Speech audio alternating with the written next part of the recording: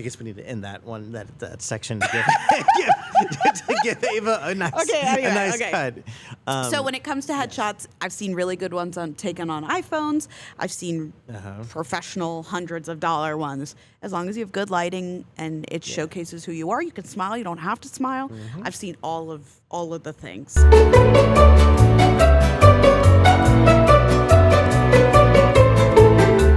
Hello, everybody. Welcome back to Thank You 5, presented by Performer Stuff. How you doing today, David? Good, Hannah. How are you? I'm doing great. I'm so excited to talk about some auditioning. But first, I need some audition supplies. Absolutely. So where do I go to get an audition bundle or maybe a monologue? You can find all of your audition needs on performerstuff.com, whether that's monologues, audition bundles, or even some more good stuff, which gives you some tips on all sorts of things theatrical. Yeah, and if you enjoy us, follow us on social media, Performer Stuff. We're quite silly there. Yeah. But I have a question for you. Yeah.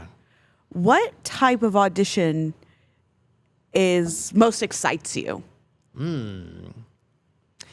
I mean, I feel like there's just the fun energy of being in an in-person, audition. Okay. There's all sorts of different types of auditions now. COVID kind of restructured a little bit of how auditions are with cell taping and all of that stuff. But I just kind of like the good old-fashioned, you go in. Showing up. Put your name on a list, wait for your number is called, and go in. You see everybody else doing the same thing, yeah. What about you? I don't like auditioning. It's part of the job, but I don't. Typically, I enjoy going in person, of course. I think virtual auditions are the hardest to do because, again, you're filming yourself, and it's nerve-wracking, and then you get to have to watch yourself over and over and over again until you have to pick which one you like the best. I think that's terrible. I mean, because I'm my biggest critic. So when I watch back myself on camera, I'm like, oh my gosh, I don't like this one. And then you want to do it again and again, which is kind of rough. I mean, you could be filming for hours and that's rough. So I always like to do, when I do virtual auditions, give myself 3 to 5 takes.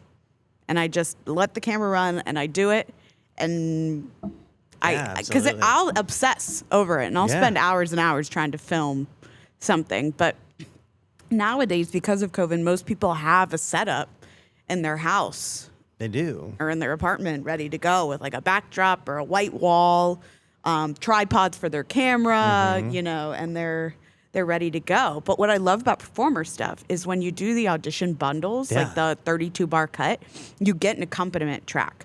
So that helps me a lot because the accompaniment track sounds so professional versus just like a karaoke track.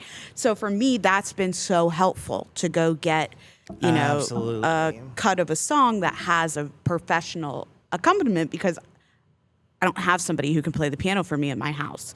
So that's such a helpful tool. But yeah, I think definitely filming, doing virtual auditions are the hardest and the quickest turnaround. It is. I mean, it's you see something and it's it's due in a few days. Boom, boom, boom. You got to just do it. Yeah.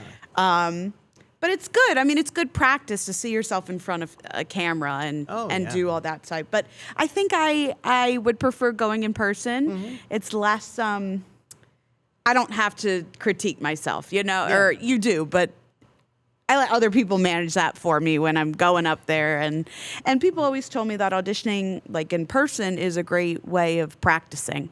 You get to do what you love. You show up. You get to sing. You get to dance. You get to do a monologue. And it's just working your craft a little bit more and more. So they say auditioning should be fun and enjoying all of that.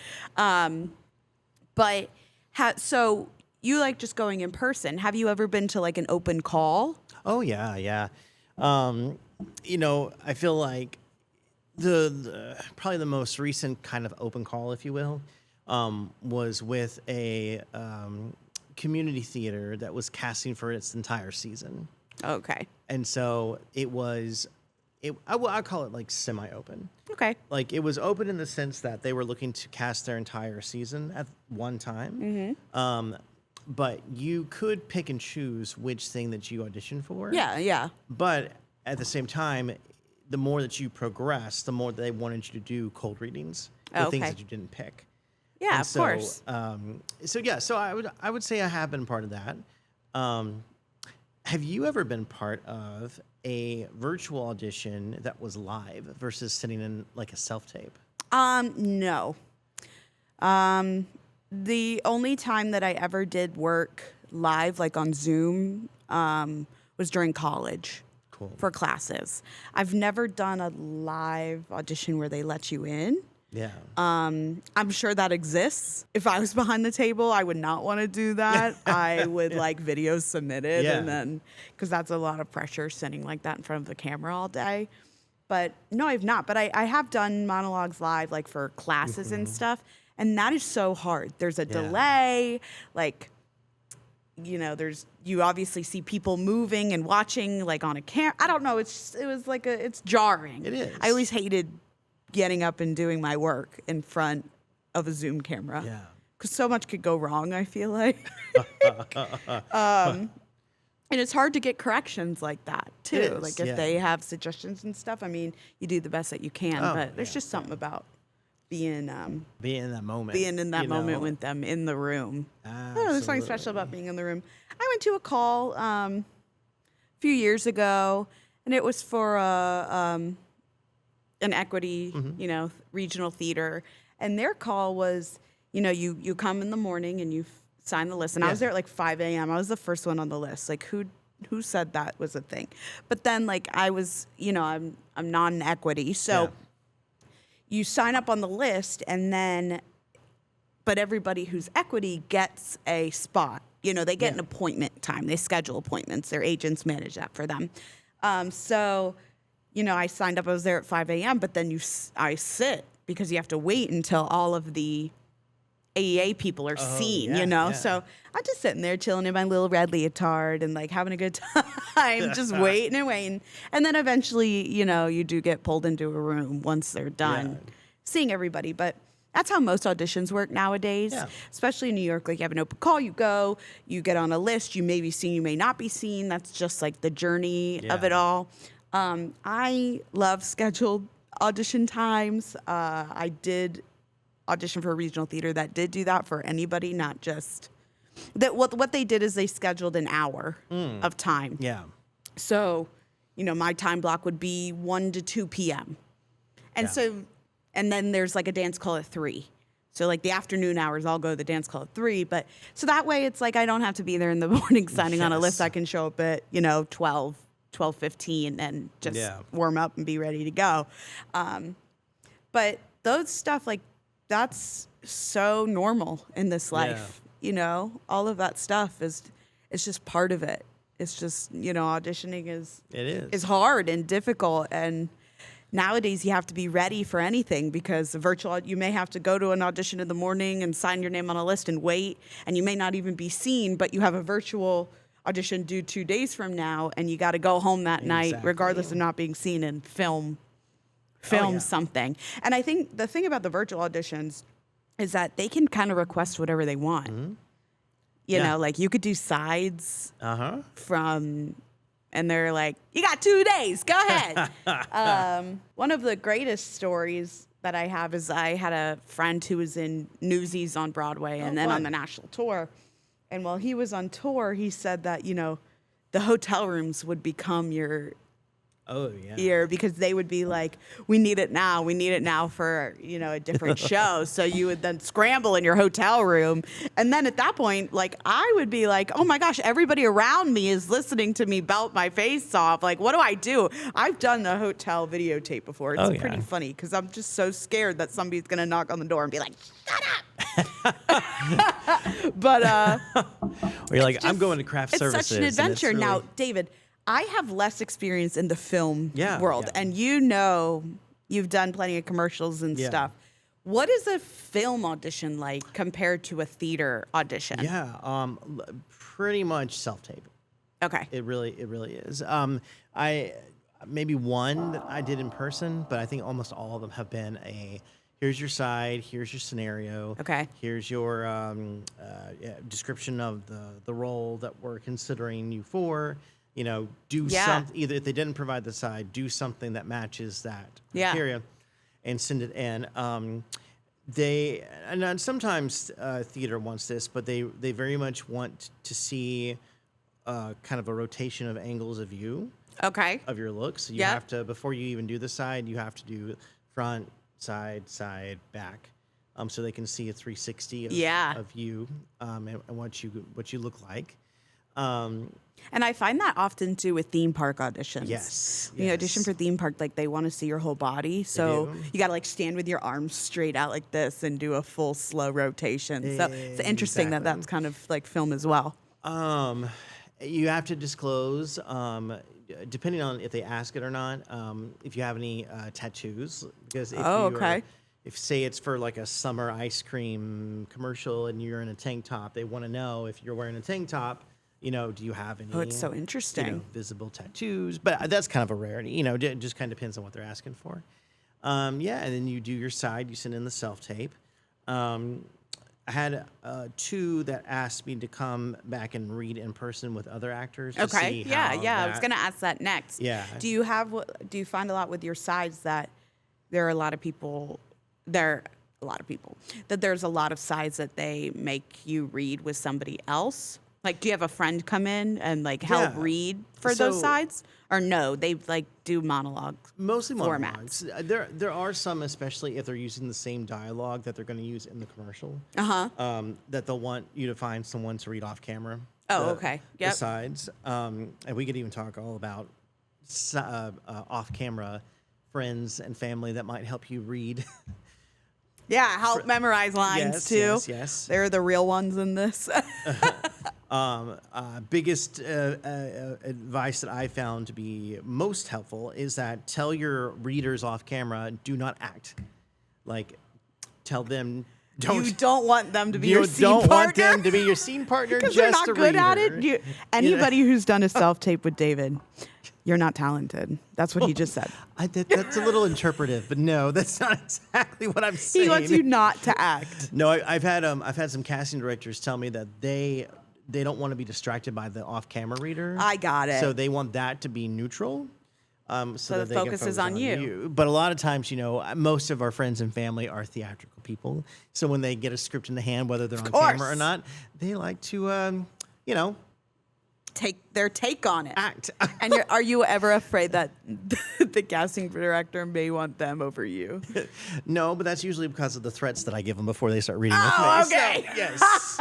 David threatens them. I got it. All reading into that, but that's so funny. Yeah, that's kind of the process. And then I think the only difference really in probably casting for theatrical versus film and commercial is they still are probably going to want to do a screen test in costume and makeup on camera to see how it all looks versus like a stage that it really isn't so much considered casting on the look itself depending on the role. There's some theaters, like old school theaters, that still do that. There's a theater out in the Midwest, I would say, and the first thing they do is have you come and line up.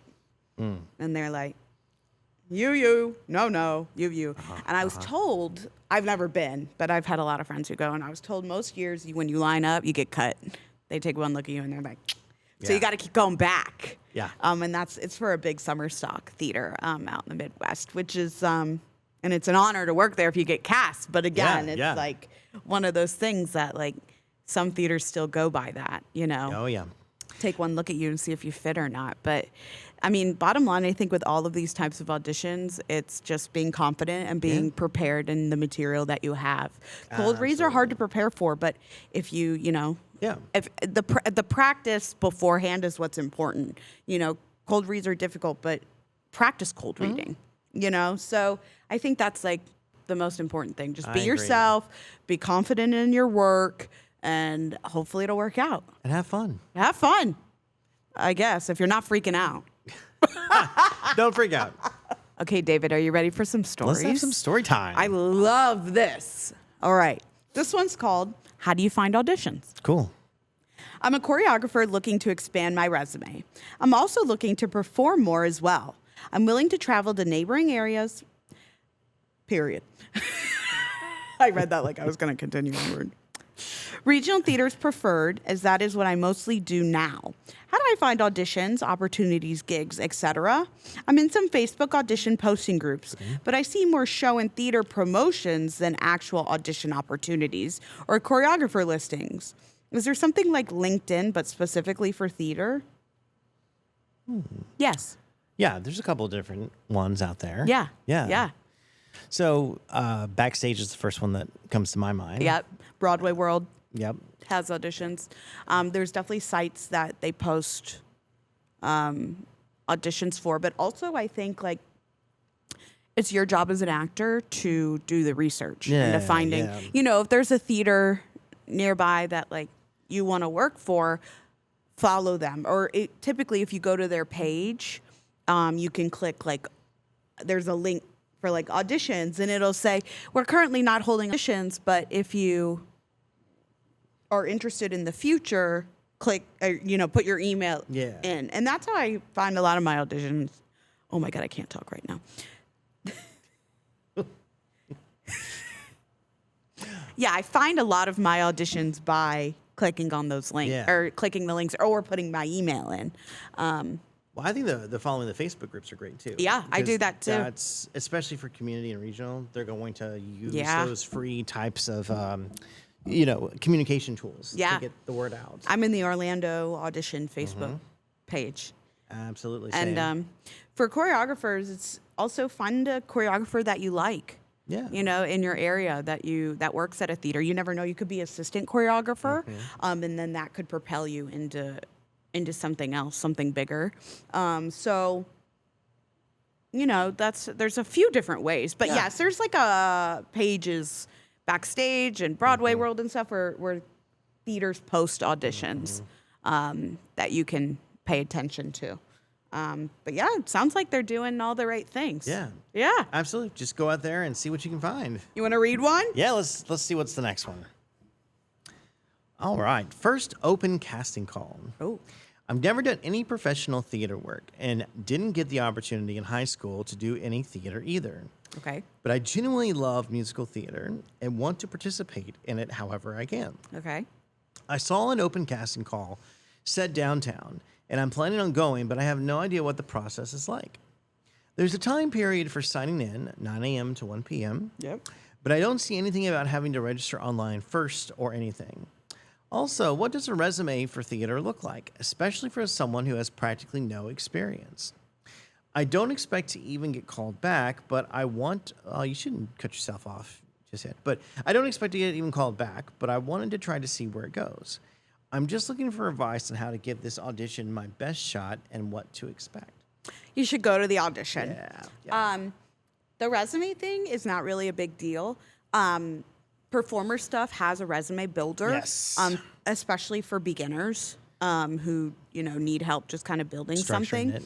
I used to put on my resume, any kind of concerts you've done.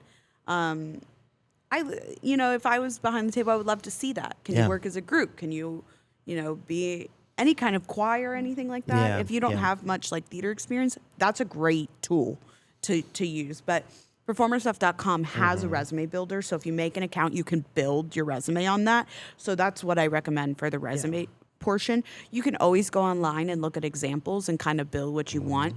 But theater resumes are a little bit different from like real world resumes of how it's labeled, how it's formatted, and you normally stick your picture right in the corner so people can remember your face when they're looking at it.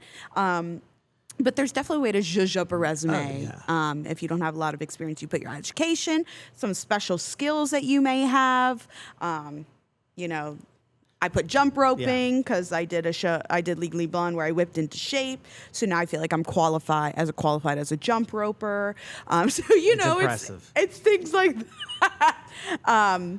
Now, when it comes to the second part of their question, what an open call may be like, David, what do you think they're going to experience when they show up? Yeah. So typically, this is very much a structured but not structured kind of environment. Yeah. This is more structured from the perspective of the casting directors than it is the auditioners, the actors. So you're going to come in, you're going to sign in. You probably will be seen in the order that you sign in. So if you do have, responsibilities or anything later in the day, you're probably going to want to get there early. Yep. To go ahead and get yourself signed in. And then usually, depending on the casting call, sometimes they'll give you numbers to wear. Sometimes Typical. they'll take your resumes and then they'll just keep those in order of the ones that they get, and then they'll just call such and such names off, sometimes groups at a time. And then they'll go through, and then it depends if there's multiple rounds. They'll either cut you if they don't want you to move to the next round, or they'll say, all right, stick around and we'll start this next round at approximately, blah, blah, blah time. That's kind of the structure there. Yeah. Let's talk real quick, Hannah, because you and I have both experienced this headshots. Yeah. So there's kind of a couple different ways people seem to want to have headshots on their resumes when they go audition. Yeah. Some it's the full page and then you have the resume on the back. Some have the full page and then have the resume paper clipped together. Some have it in the corner. Which ones have you typically done? I have always done a full page resume on like photo paper. And I staple my resume to the back of like my headshot. So it's like 2 sheets of paper stapled together. I do one in each corner. And then on my resume as well, I put a picture so if they ever get ripped apart, my headshot gets lost, they still know what I look like. Yeah. I have never paper clipped or anything like that. I always have them stapled in all 4 corners back to back like that. Just so it doesn't get lost and, it's easy to flip back and forth. I would worry with a paper clip that, if something falls off, it can get lost. And I just don't want papers to get shuffled around. So I was always taught to do, 4 corners back to back like that. Headshots too. I always put my name, like I put a border around my photo and I put my name in the bottom. So my headshot, I should bring it in one time so you can see what it looks like. Should bring it. I'll bring in mine too. So it has a white border around it and it says Hannah Weilminster in the bottom. And then it's got my photo. And on the back, it's also got my photo with Nice. all of my zhuzhi stuff. So hot take, pro versus just amateur getting your head doesn't matter. chopped. Yeah. If it's a good picture of you, if it's good lighting, it works. Yeah. I've seen people take there's a mosquito, and it's Oh, nice. now it's on my white jeans, but it's been eating me alive. Put that in. I killed the mosquito. Mosquito is You dead. gotta. Now my jeans have blood on them, but it's been eating my ankle alive. Speaking No of one mosquitoes. mourns the wicked. So this whole time I'm like,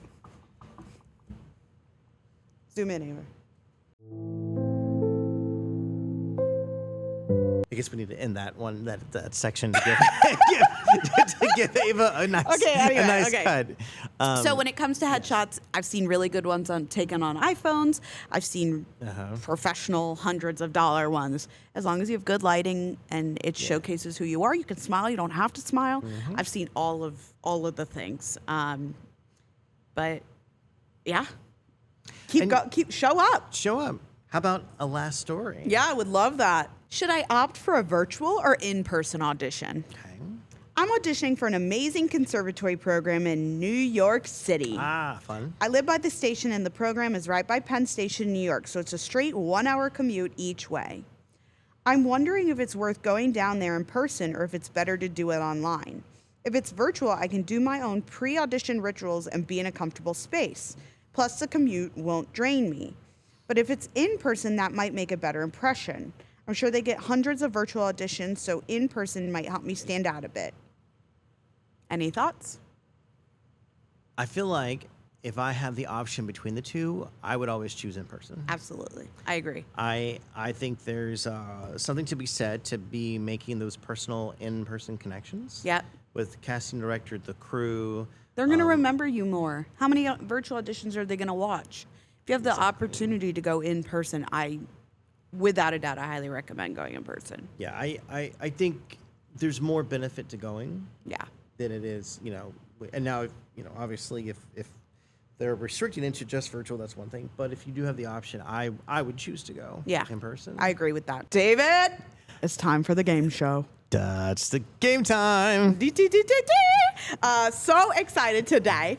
We are going to play What Show Did the Quote Come From? Okay, I like this. Okay. Okay, so I'm going to give you a line from a show. Okay. And you're going to tell me what it's from. All right, let's do it. I have a feeling we may be good at this one. I hope. The first one is, kiss today goodbye and point me towards tomorrow. That is going to be from Chorus Line. Yes! Yay! Good job. All right. Let the world we dream about be the one we live in now. Everyone raise your glass. Hadestown. Yes. I love when Orpheus says that.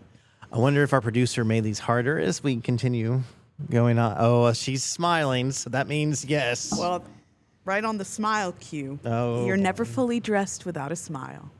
Oh, Chicago. Wait. No, wait. No. Dressed without a smile. I can hear it. For some reason, I thought it was Chicago. Dressed without a smile. Oh, my mind's blanking. What is it? I can't think. I'm going to tell you, and you're going to have a men TV. I'm gonna. Annie. Yeah. Well, I was close. I was close. I don't know why I had it in my mind, Billy Flynn. That was one of his lines, but anyway. Okay. Moving on. I have wings, and I can fly around the moon and far beyond the sky. Aww. Horton Hears a Who. It's from Susical. It is. Horton sings, I have wings, I have wings. Such a cute one. Such a good show. If you've never watched Susical, I swear to God, if you don't get this one. Is it Chicago? No. Okay. To love another person is to see the face of God. Les Mis. Thank God. Yeah, no. That one. Whew, yeah. You are here at the start of a moment on the edge of the world where the river meets the sea. This is my favorite I was going to musical. say, if you don't get this one. This has Come From Away. Bing, bing, bing. My all-time favorite. Yes. That's it. So I Wow. won, like without a doubt. If it weren't for that Annie one. David forgot that You're Never Fully Dressed Without a Smile comes from Annie. So I feel like he's been knocked down a peg in the world of theater because that was embarrassing. Yeah. And I'm so glad we have it on camera. I know. So I win. Yes. Yay! Confetti! Congrats. Woo! Woo! Well, thank you everybody for You good? Yeah, I hit the mic with my face. So thank you everybody for joining us for another episode of Thank You 5. I hope you learned some good tips about auditioning, and I really hope you knew that You're Never Fully Dressed Without a Smile came from Annie. Yeah, non-Chicago. But, you never know. So we want to thank the Abbey Orlando for letting us use their facilities to have this wonderful podcast. We want to Thank you to our producer, Yes, Ava, for taking thank good you. care of us, making sure we look good. And if you need any other audition materials or audition helps, please visit us at performerstuff.com. We'll see you next time. See ya. Mwah, mwah, mwah.